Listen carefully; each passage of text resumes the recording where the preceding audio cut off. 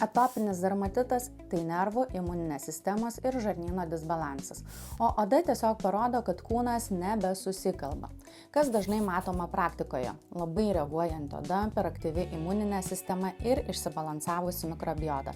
Tai yra gerosios žarnyno bakterijos. Ir tada oda daro tai, ką moka geriausiai, rodo jums signalus.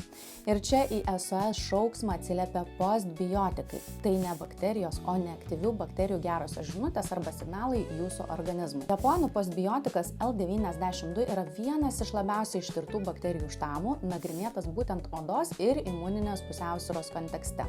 L92 padeda jūsų imuniniai sistemai nusiraminti, o nereaguoti per stipriai, todėl rezultatas mažiau alerginės reakcijos, mažiau histamino ir daugiau balanso. Postbiotikai tikrai neužgesins visko per naktį, bet bus labai logiška ir vertinga visos gydymo kelionės iš vidaus dalis.